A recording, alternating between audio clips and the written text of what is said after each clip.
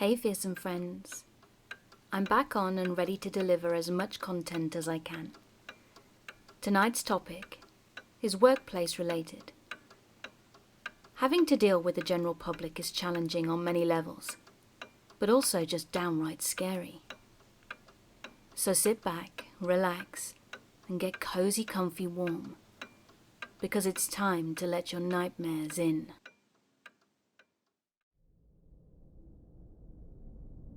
I have been working for an independent hotel for just over 4 years now, and we're the #1 rated hotel in our city, and proud of it. I mostly work in housekeeping, but I've done some time at the front desk as well. I love my job, and have always said that my bosses are great. Now, being a housekeeper, I've seen some things. I've seen a room where someone snuck in their dog, kitten, and chicken. We don't allow pets. And I was once cleaning a room that was a stayover that had tripods set up around the bed, professional camera equipment cases, an adult-sized pacifier on site, and XL-sized children's diapers. And the 2 people that were in that room were in their early 20s. I've even had a room that we had to call the cops on to raid because we found meth, and they found a lot of drugs and guns in there. But today is the first time I've ever actually felt scared to be in a guest's room. As I was working on a room that had already been vacated, a man in the next room over caught me at my supply cart. He was set to be staying for several days and told me, "You can go ahead and clean my room now. I'm going down for breakfast." Excellent, I thought. I love getting my stayovers done early on. It makes things easier for the people working laundry. The sooner we get the dirty laundry down to them, the better. So I popped over into his room, opened it up and propped the door open with a stopper like we always do. And the first thing I noticed was that he had around 20 prescription bottles lined up on one of the 2 beds, along with insulin and needles. Now, I'm a nosy thing, I'll admit, and I wanted to see what he was on. Oddly though, it was only 2 different types of medication for all 20 bottles. About 2 out of 3 were a diabetes medication, and the rest were a cholesterol medication. It was a little weird that he had so many bottles of the same meds, but whatever. So I went to make the bed, and saw that some of the bedding was stained. And sigh, now I knew I'd have to change all the bedding instead of just being able to turn down the sheets and blanket. So I left the room, closing it behind me, to go to the linens I needed, then came right back to the room. I propped the door open again and set the clean linens on the desk chair, when I saw out of the corner of my eye 2 notes sitting on the TV armoire. It wouldn't have meant anything usually, except I caught the word "kill" scrawled on it. I dropped the linens and took a closer look then, and what I read on the first note made my blood run cold. "You don't have to forgive her. You just can't kill her. You are here to take money and alcohol away from you. Get over having to kill her and you can safely leave," it said. My heart was pounding and my eyes went to the second note, which just looked like a to-do list at first glance, but on closer inspection it made my stomach churn. The list read, "Spray and wash. Apply for Medicare. Insubordination. The soul is healed by being with children. Bank card follow-up. Inheritance. Savings. Kawaii Pop, 10,500. Map, Montana. There will be a day of reckoning. Did you tell Mom what I said? How did Bev get my address?" It was too much at that point, and I quickly snapped pictures of everything on my phone so I could show my boss why I wouldn't clean this room. I left quickly, closing it up behind me, and as the door closed, I turned and I saw the man just 10 feet away from me, coming back to his room. My heart was in my throat, but I managed to smile and said to him, "I need more supplies. I'll be back to your room in a bit."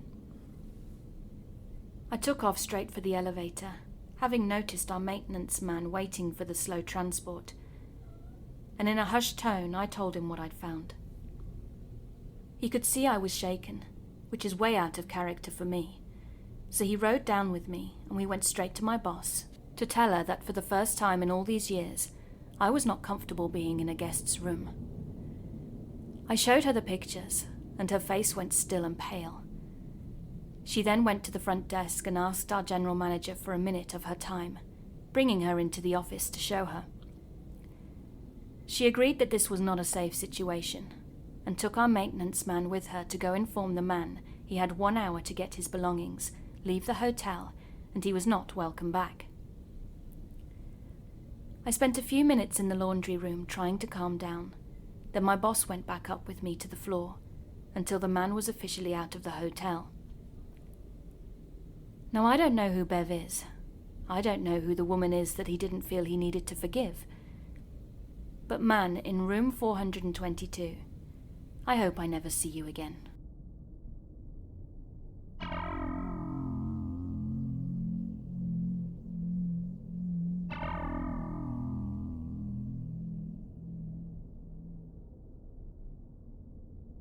During an Ask Reddit post, someone asked what your strangest, scariest, creepiest encounter was. I came into the thread a little late, as there was no one reading the last few comments, and it got me thinking that maybe someone might have an answer to my 20-plus-year-old encounter that has never left me, as there were no plausible reasons for what it could have been. When I was 12, I had a paper route, and would deliver then on Sundays at 4:45 a.m. On my normal route, I'd come to a ranch-style house, and in the window, I'd see 4 people on their couch, staring straight into a television, and they didn't move at all. For some reason, I got a sense of overwhelming dread, unease, and goosebumps at this, and would look into the house a little more closely. There seemed to have been one dim light on or a covered lampshade, so I could see in, but I could only see the back of their heads. When I looked closer still, their TV was off, but they were just sitting there, staring. I could see they were definitely humans and not mannequins, but they were so still. I still think about this years later, and it paralyzes me with fear. I just know something weird was going on in that house, and my intuition was screaming at me, and any time I passed by it after that, their curtains were closed. Any guesses on what they were doing?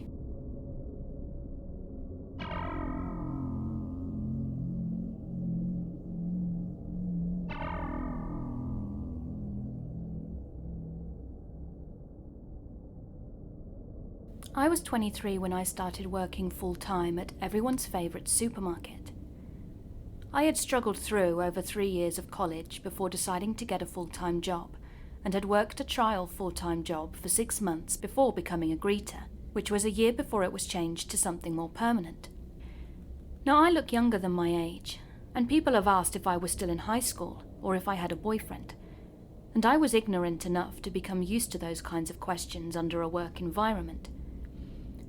I also have anxiety, so I worried about customer service more than my own comfort zone most of the time, so I soon started to keep work journals, detailing what I saw on a daily basis or anything I found suspicious, which actually came in handy for me. There was this older gentleman that needed to use an electric cart to get around, and I helped him from time to time as I normally watched the secondary doors anyway. He introduced himself as Al and claimed to be in his 70s, and he'd apparently required the electric cart because of all the smoking he'd done in his younger years. Al would normally strike up long conversations about his life after he was done shopping, and would stay at least another 5 or so minutes before leaving, including asking if I had a boyfriend, and at one time also making up scenarios of meeting a potential boyfriend. Now, as I stated before, I was used to hearing the boyfriend question, so much that I just stuck with saying, "I don't have a boyfriend, and I'm not looking to find one anytime soon." But Al took this as me lying to get out of the situation. I also overlooked a lot of what he said most of the time, because it was normally loud when these conversations took place, as he had a rasp to his voice, which was proof of the smoking information he'd told me, and I thought they were things that were the norm from his time. As a retail worker, though, I felt it would have been rude if I'd ignored him. However, I didn't start seeing red flags from his behavior until late November 2018, when he told me that I looked pretty and that he wouldn't imagine me naked. It made me uncomfortable, but I awkwardly thanked him for the compliment, and he went about his shopping before I documented it down. Red flag number 2 came a month later, the day after Christmas and sometime after my birthday, when earlier on that day I was talking to fellow greeter named Tom, when Al came in to do his shopping. After he was done and I was helping him transfer groceries to a pushcart, he said he saw me talking to Tom in a monotone-sounding voice and left without going into a conversation as usual. It was enough to scare me. Red flag number 3 came not even a week into the new year, when Al came to do some shopping and tried to strike up conversation with me after he was done. But he noticed how I was trying to focus on my job more than him, which prompted him to ask if he'd made me uncomfortable. I told him I didn't want to be rude, as I thought telling him would make him upset. Then Al went on to tell me that he sees me as a friend, and that whenever he comes in, he looks to see if I'm working, because I'm the friendliest greeter compared to everyone else. I could tell he wanted to put me at ease, but it did the opposite, as I found I was right to be paranoid about him. From then on, I started to actively avoid Al if I ever saw him again and was alone at either door, acting like I was busy and having an assistant manager switch me and someone else. It worked for a month, until another greeter came and gave the one I was switching with her breaks when she wanted them. Come February, when I was gathering baskets, I spotted Al at the tobacco kiosk and he said hi to me, but I ignored him and hurried away.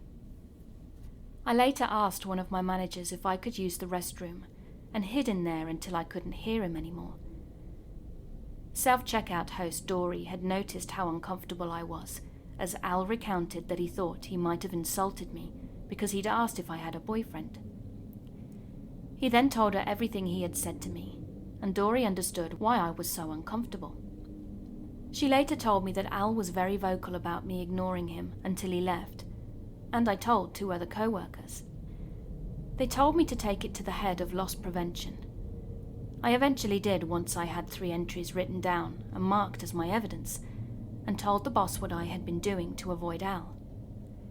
I was afraid to tell anyone in management without any evidence, as I was worried I'd be brushed off as an anxious worker, but she took me seriously and said I was doing the right thing by avoiding him.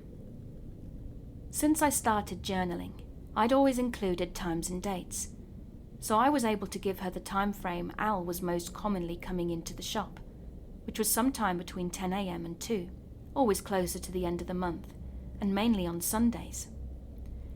With that in mind, I was told to keep an eye out whenever Al came back in, and to point him out to her or her team, as his actions could lead to sexual harassment of the customers as well. By March, I was surprised to see Al come in at a later time and act more cold around me, keeping things to just a hello and goodbye, instead of trying to make conversation. Even with the change of attitude, I still kept my guard up, and near the end of the month, at around 6:50 at night, Al stated how nice the weather was and asked me if I could help him out to his car with his groceries, so I could take the electric cart back inside. Now, it's our company policy that the electric carts stay inside to avoid any damage to them, unless the customer physically can't get to the store without heavy assistance. So I politely said he had to use a push cart, as the electric ones can't go outside. So I got him one. Al was a bit insistent in taking the electric cart out, and was halfway through the entryway. But I pushed the push cart close to the electric cart, and politely insisted that the electric cart stay inside to avoid getting damaged from pebbles and dust, etc. Al relented at that, had his groceries put into the push cart and left. I was relieved that the situation didn't escalate, so I had to help him, but I did take note of his car should Al get an idea to try and follow me home. That was also the only time he'd ever asked for me to help him outside. I eventually told Nora that I didn't feel comfortable around Al, and she said that I wasn't the only young woman he had said things to.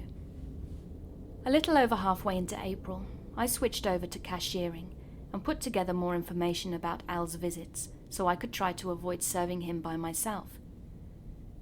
He would come in around the time food stamps were replenished and within the 7 to 10 days at the end of the month, mainly on Sundays and Fridays, and during the 10 a.m. to 2 p.m. and 5 p.m. to 7 p.m. time frames. Luckily enough, though, I didn't see Al after the switch. Even more coincidentally, at the start of May, I found an online article in my Twitter timeline that was written by the local newspaper, with a picture of who looked to be Al. I didn't want to assume, but had a co-worker look at the picture 2 days later, and to my shock, she confirmed it was Al. Reading the article revealed that he had spilled gravy on his laptop and took it into Popular Electronics to get the files recovered. When the IT people found what appeared to be illicit pictures of children, they obviously called the police, and Al admitted to saving the photos and was able to describe what he'd saved and was arrested. The article also revealed that Al wasn't his real name, that he was really in his mid-50s and was from a nearby city in Iowa, which explained why he mainly came in on weekends. I told everyone that knew the story, and they were equally shocked, but also relieved. I did research on state laws on the charges against Al a few days after his scheduled court appearance, and found that he was guaranteed at least 2 to 10 years in prison, and immediate registration as a sex offender. In October, I decided to do more research, as it had been months, and found more articles confirming that Al copped a plea deal for 2 years and over $600 in fines for each count against him, and was sentenced in September. I had switched to another position on the sales floor by the time I found out about the sentencing, and it's been over 2 years since then. I have my old co-workers and bosses to thank for giving me the confidence that I do have the option to tell a customer no if I feel something isn't right. But I can't help but think about how badly things could have gotten if I had helped him out to his car, and if he had other intentions in mind. It should also be noted that any electric cart policies are put in place not only to maintain the functionality of the cart, but to also protect the employees from injury or other harm. I was lucky to enforce this policy when I did.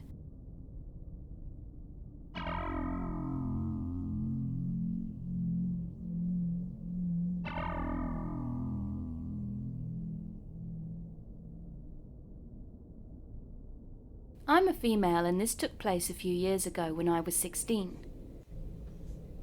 I will admit that I was young and naive, and tended to believe that I would never meet anyone that would wish or do me any harm, as I grew up in a very small town where everyone knew each other. It all started on my first day of work at McDonald's. I don't really remember anything unusual for that particular shift, except for meeting my stalker, who I will refer to as D. For some context, D was a man and was 26 at the time, and he happened to move to the town where I live about a year before I'd met him, so no one in town knew much about him. So it was near the end of my shift when D came up to me to introduce himself, as he was one of my co-workers. The first thing he said to me was, "I know your name is WarpedLeo, but I don't know your age." I replied that I was 16. Then he made a few remarks about how I looked older than that, which I awkwardly laughed off, as I had never been in a situation like this before.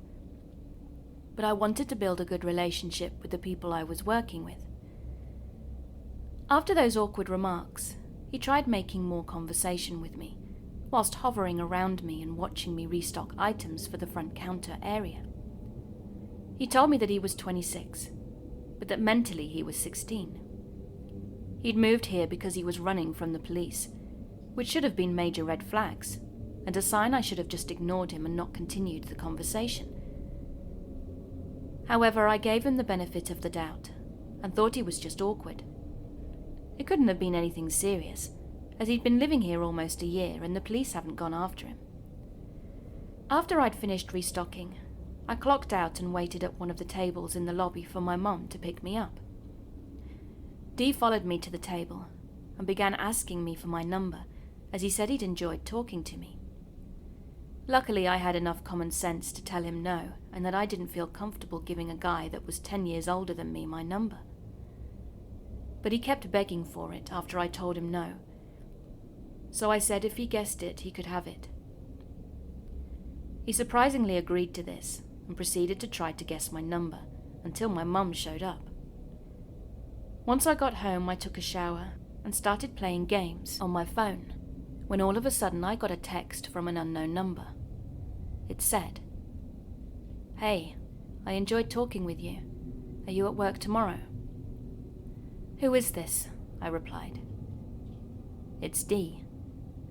"How did you get my number?" I asked.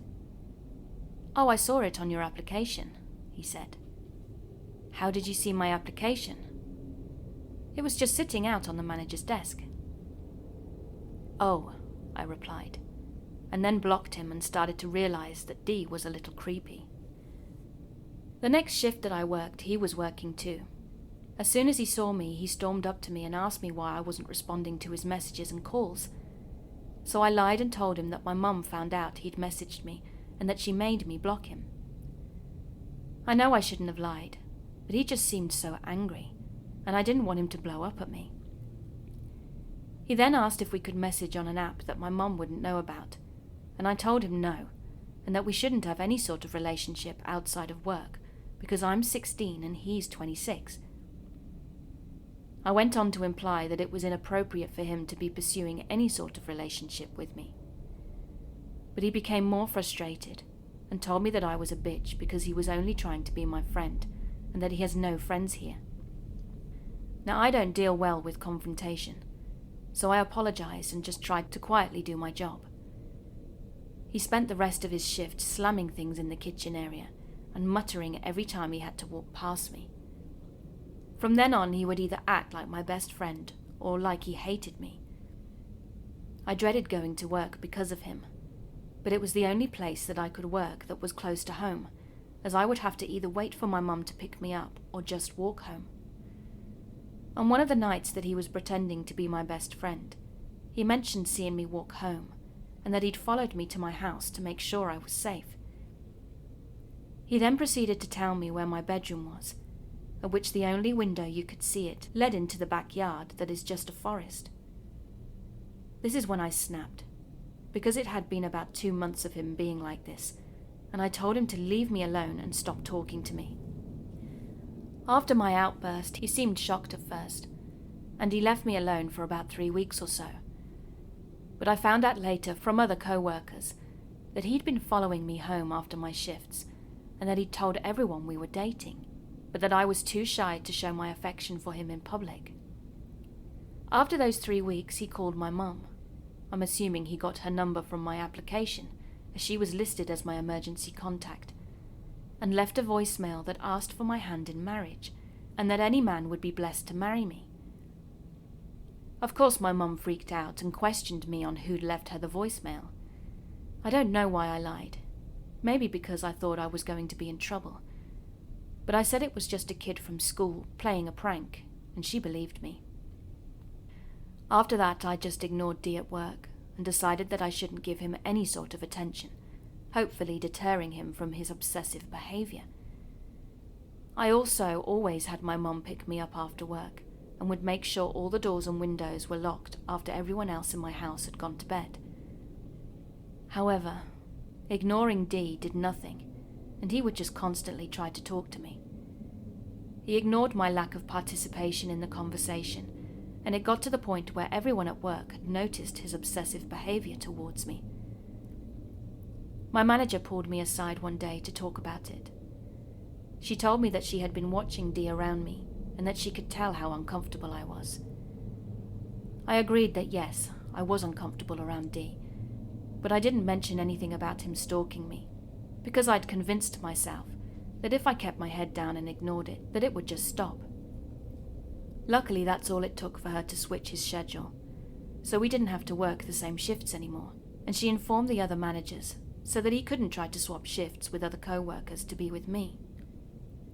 At first I was happy, because I wouldn't have to be around him anymore, but my happiness was short-lived, as he would just show up as a customer as I worked, and would just watch me as he sat in the lobby. The managers couldn't kick him out, as he would always order a soda as a paying customer, and we couldn't kick out paying customers unless they'd done something drastic. This behaviour went on for months, him just watching me work, until one day he clocked out and never came back. It turned out that he'd gotten kicked out by his landlord and had to move back to his hometown. I didn't think any more of it, and was just relieved that my stalker was finally gone. That is, until my one co-worker asked me how it felt being in a long-distance relationship. I was confused, and then she asked me about D. That's when I found out that he'd told everyone we were dating, and that they had to move his shift as co-workers, as we were in a relationship and weren't allowed to work together. Also that no one said anything, because I was supposedly shy about our relationship. I quickly informed her that we were never dating, and told her about how he'd followed me and some of his strange behaviour. Shortly after that, every co-worker that thought we were dating learned the truth of the situation and told me the lies he would tell about us. Hearing his delusions made me realise how dangerous the situation really was. One of the delusions he had that stood out to me the most was him planning to propose to me, as we wanted to get married, and that it would be the right thing to do as I was pregnant with his child. All in all, it was one of the worst times of my life, and to this day I always check the locks on every window and door before I go to sleep.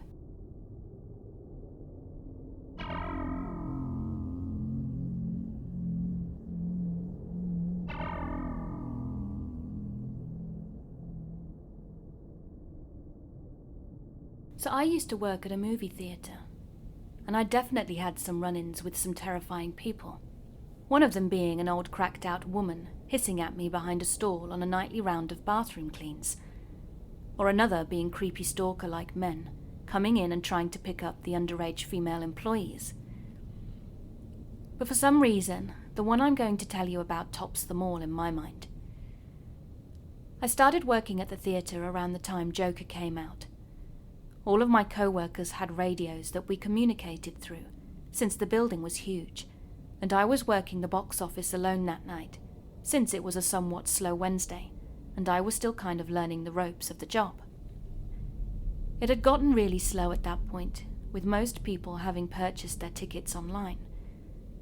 So I got to relax and watch YouTube on my phone for a couple of hours, when after a little while of only helping maybe 40 people, which isn't much for this theatre, one of my higher-ups came over the radio and explained that he was on a round of checks and asked if anyone had seen a man in a cape and big headphones come in. My boss explained that he'd seen him walk across the lobby and asked if he was behaving weirdly when I sold him a ticket. A man with this description had never come to the box office, though. The girl tearing the tickets, who was in charge of scanning if he'd bought online, said he didn't come up to her at all. I was a little unsettled by all of this, but thought it was probably some weirdo who just didn't get his ticket scanned. I thought it was slow, and at least he paid online. We just hadn't recorded that he had a seat in that theatre, but it didn't matter so much because barely anyone was there.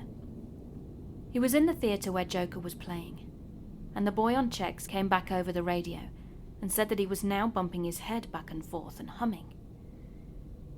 My boss came back over the radio slightly annoyed, and said that that behaviour was most likely disturbing whoever else was in there, and told my co-worker to tell the man to knock it off and ask if he'd even bought a ticket. He then asked how many people were in the theatre, and he said 16. My boss said only 15 tickets were bought. My co-worker said that upon approaching the man, telling him to stop and asking about the ticket, the man just started laughing and shaking his head. He then said the man started frantically rocking back and forth, which gave me the chills, to say the least, and I wasn't even the one in the situation. My boss said he was on his way down to deal with the man, when 2 police cars showed up out front, and an officer came in and asked if we had seen a man with a shaved head, big headphones, and a drawstring bag come into the theatre. I told him that it sounded familiar to a man my co-workers were talking about, and explained that he was watching Joker in Theatre 8. Both officers started swiftly walking through the doors, looking panicked, and I stayed in the box office feeling very worried but somewhat safe, as the door was always locked on the outside. About 5 minutes later, the officers walked out the doors with the man in the cape, and he was handcuffed and put into the cop car. The other officer took the bag in his car. My boss decided to stop selling tickets and told me and my other co-workers to go ahead and start closing up, and that he would take it from there and stay until all the customers had left. Later that night, one of my managers texted in my work group chat, saying that the man was mentally ill and had an extreme interest in mass shootings. He explained that the man may have been trying to recreate the Dark Knight shooting, as he had told a friend of his earlier that day that he was planning on going to the theatre that night to practice for the real thing. The friend then became concerned and called the police on him when he stopped answering his phone. The man in the theatre was carrying a pellet gun in his bag. I was relieved to know he wasn't armed with a real gun, but definitely thinking about what could have happened had he not been caught and gotten the chance to come back after that night, possibly when there were more people in there. I no longer work there, but my guard was up every single time I walked into that building or checked theatres from there on out.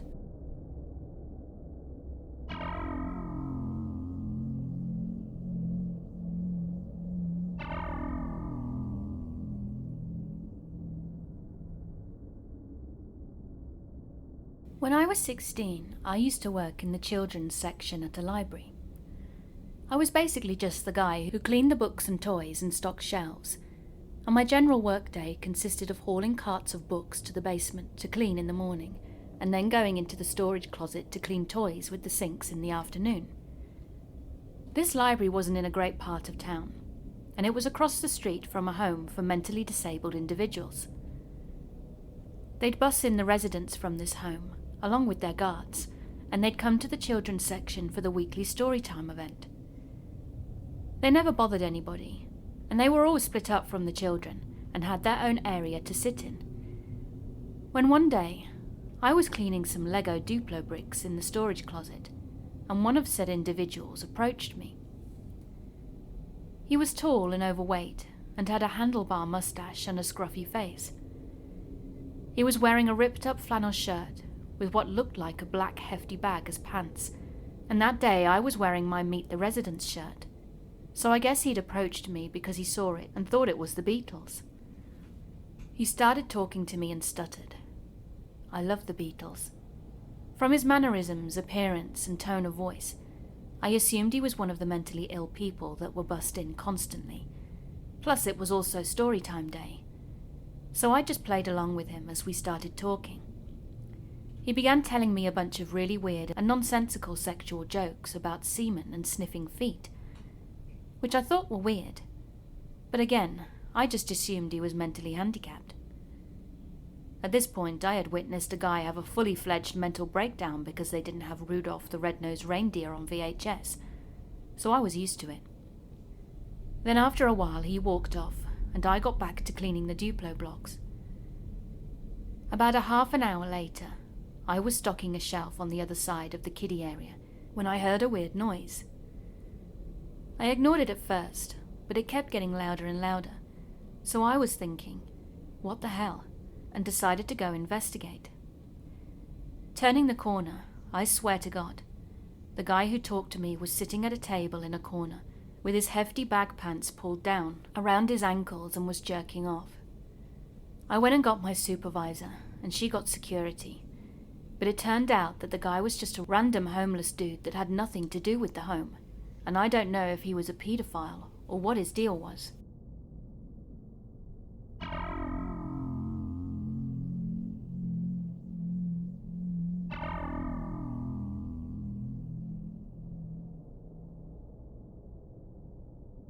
Years ago, my husband worked for a uniform company, and he would visit different businesses and pick up dirty uniforms, etc. He had 2 stops nearby our house, so I'd meet up with him to take him lunch. The parking lot of the restaurant on this day was packed, so I parked across the street in the lot of a grocery store. We frequented this area so seeing all the people walking around the intersection of these streets was not uncommon. It was taking him a while to finish, so I sat in the truck playing around on my phone. Now I do take precaution of my whereabouts, so every few minutes I looked up and around, but no one stood out. Still, I took little mental notes. One of the times I looked, I noticed a guy in a red shirt at the bus stop on the restaurant side of the street, and he was looking my way. I was in a pickup truck tucked near the back of the parking lot. There were a few cars near me, but not immediately surrounding me, and I texted my husband to see if he was done. It was years ago now, so I'm not really sure what his reply was, but I kept an eye on the guy who hadn't moved. I don't really remember if he was continuously staring or not, but I looked down at my phone again. Looking up, he was on his way across the street, and the bus stop was at the corner, but he didn't cross at the crosswalk. He crossed diagonally and straight towards me. I was a few rows back from the street, looked down and back, and he was walking through the parked cars, still headed my way. I turned on my truck and took off out through the back street and turned right towards the direction of the restaurant. Then I stopped at a stop sign at the street separating it from the store.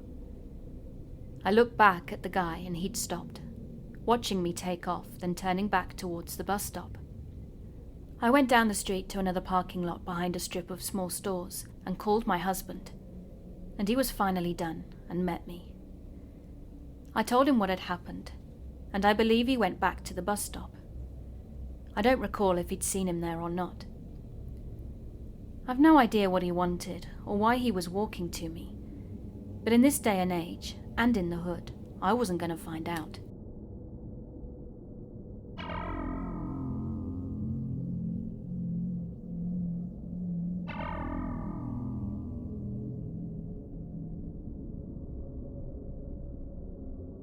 This took place when I was 19, and I'm now 28.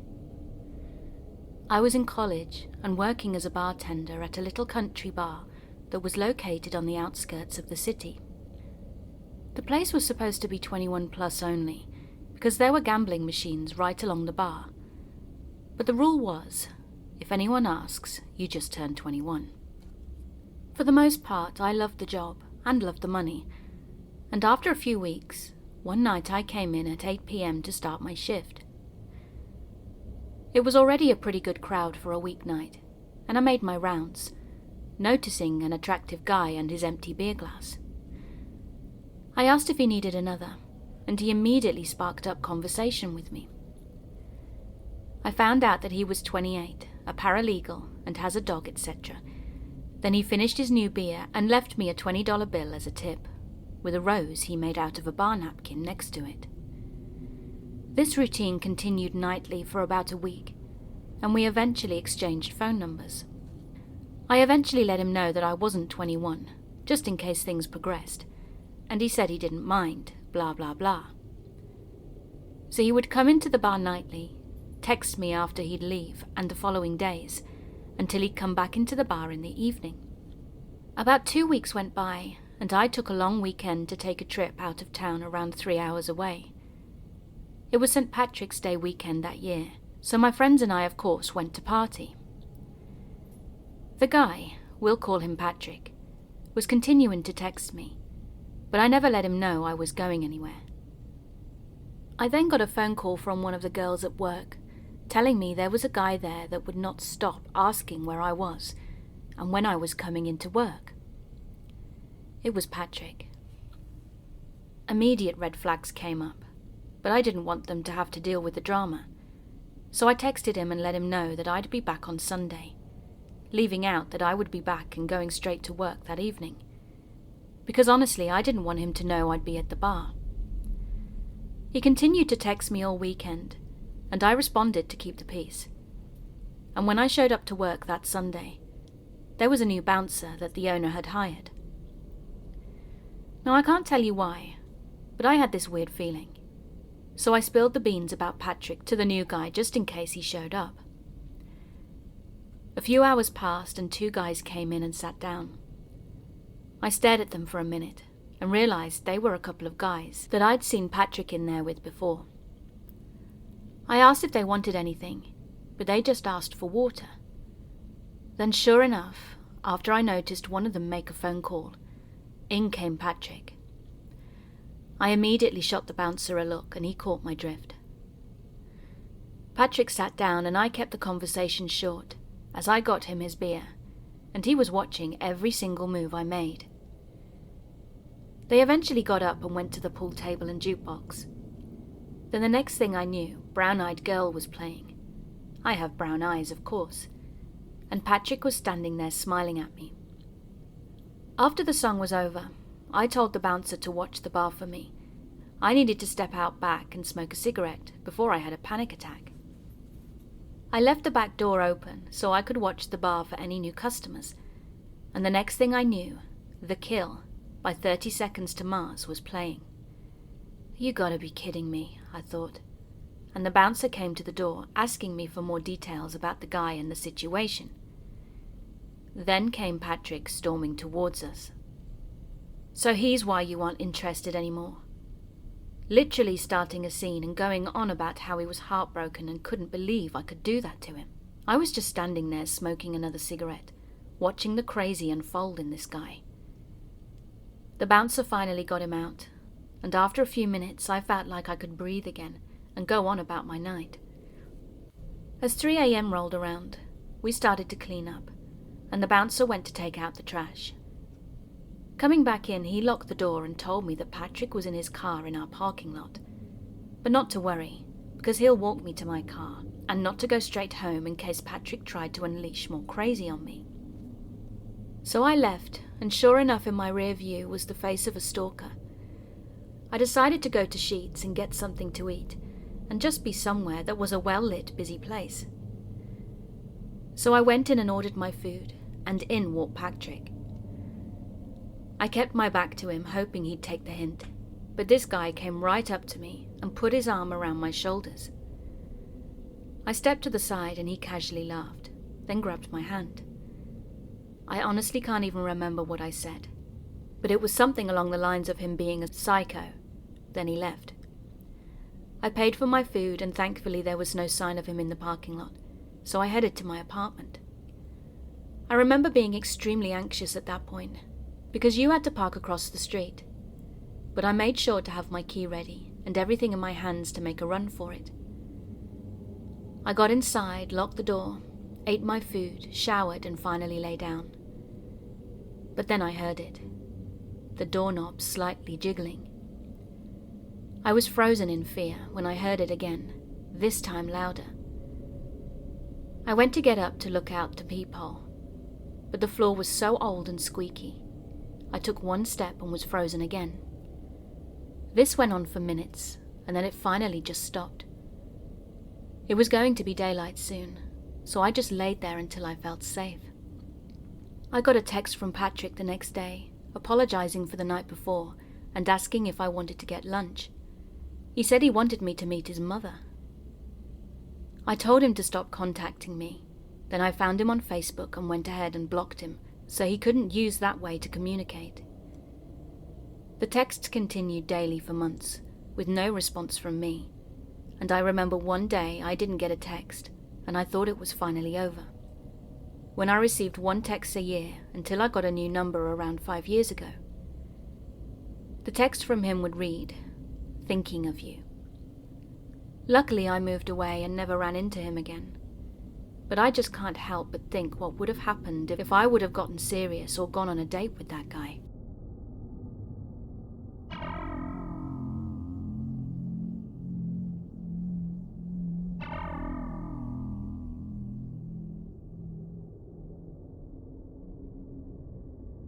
From 1989 to 1993, I was the key holder for a local, family-owned bakery located in a sketchy neighborhood in my hometown.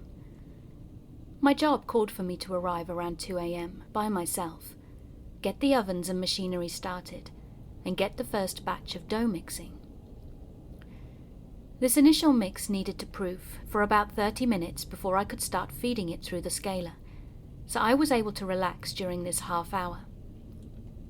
I would generally sit in the front room of the bakery, which was where we kept pallets of flour, stacked 1 or 2 high, a few disused machines, and a long wooden bench along one wall. This room, which was about 35 by 35, was lit only by whatever light was coming through the door leading to the bakery, as well as the illumination from streetlights, which spilled in via the front door windows. This meant that only about 1/4 of the room, the quarter with the bench along the wall, had any light.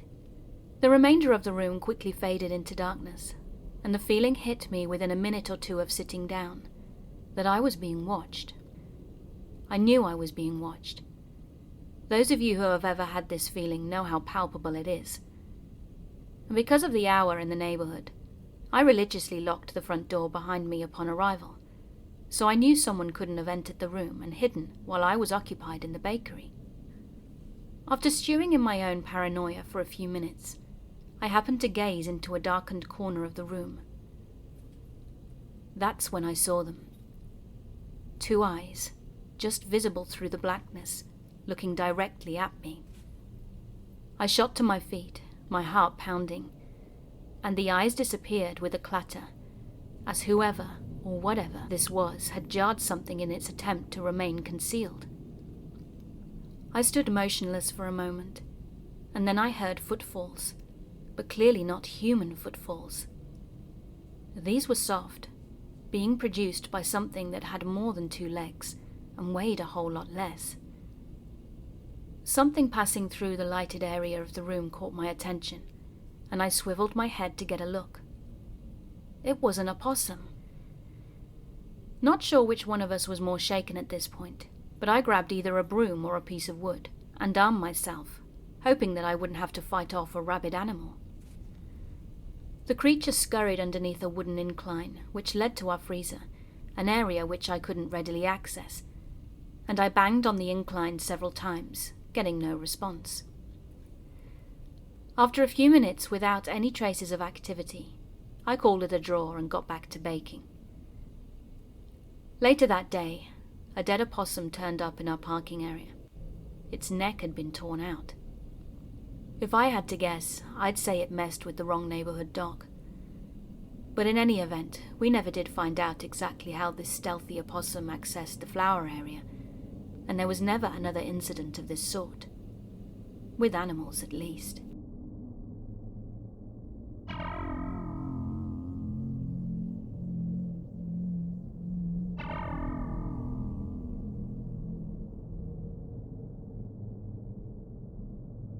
So I work at a big retail chain store. It has something to do with the movie Click.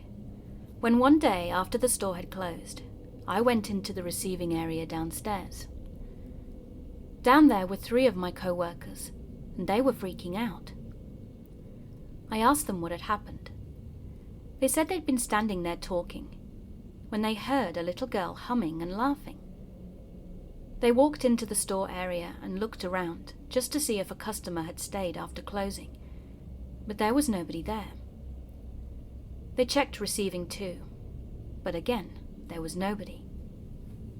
Then they just brushed it off, when one of them needed to go upstairs into the warehouse. He got into the elevator and pressed the button to go up, and when he got to the 2nd floor, the doors wouldn't open. He freaked out immediately, and eventually the elevator went back downstairs without him pressing any buttons, and the doors opened. Another incident that happened before that one was when I was up in the warehouse. It was 6 to 7 a.m. and was just me and a co-worker putting some things away. Now there was only a handful of people there, including us, because the store didn't open for another couple more hours, but we were the only ones in the warehouse. It was set up like a grid, with shelving up to the ceiling, and all the lights were automatic. They turn on when you walk under them, so I was at an intersection of shelves, and I was putting some stuff away, when something walked by and I caught a glance of it. Then the lights in the next row over went on. I assumed it was my co-worker, so I called out his name. However, he replied from the complete opposite side of where this was happening. You get a really weird vibe when you're alone in the store. it's very creepy.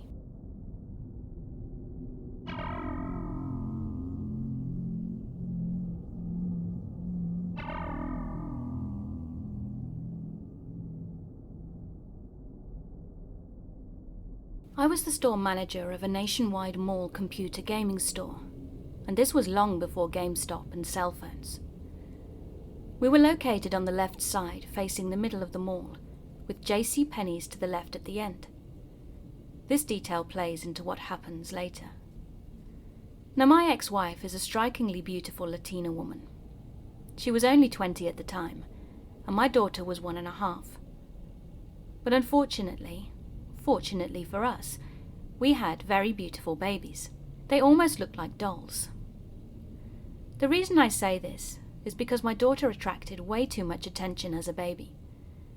We stopped going out in public, in fact, because people were constantly approaching us and trying to touch her. But now to the story. It was a Sunday, and I would work the whole shift as it was a short day. The three of us, my ex-wife, daughter and I, would go to work, and my ex would dress our daughter and herself up and make a day of it. She liked to shop and wander around, coming back to have lunch with me, and being the manager, I took long breaks.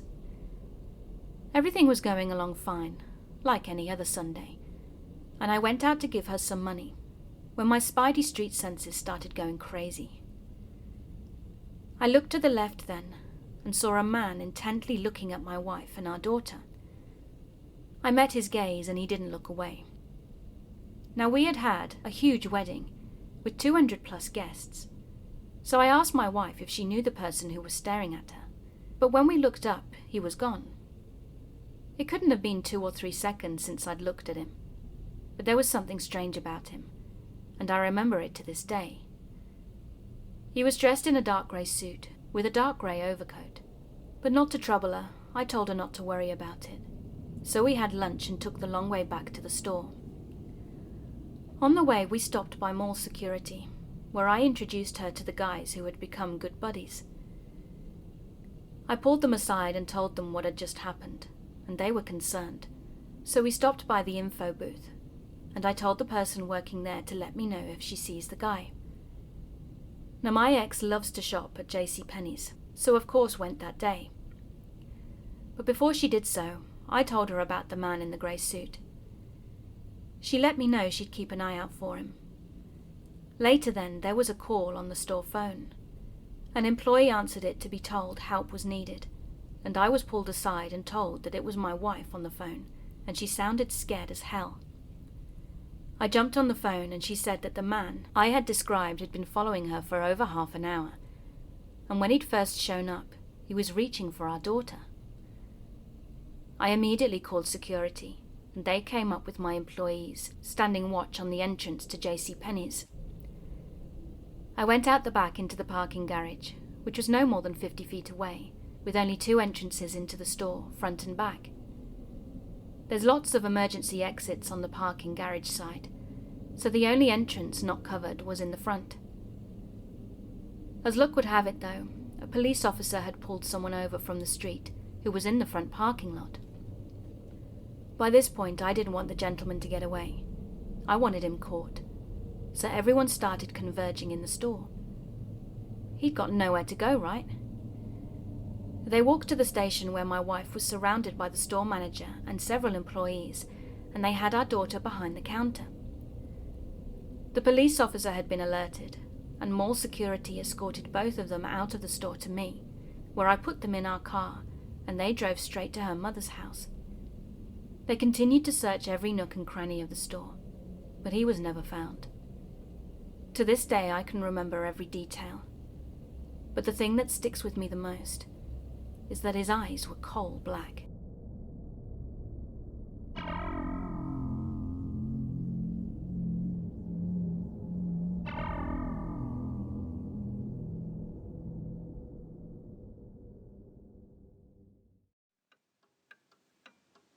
Hey, thanks for listening. I hope you enjoyed my video. And if you did, could you please give me virtual hugs by subscribing and clicking that notifications button. I also have a Patreon page, and YouTube channel membership if you'd like to support me further. Thank you again for being here. Keep being creepy.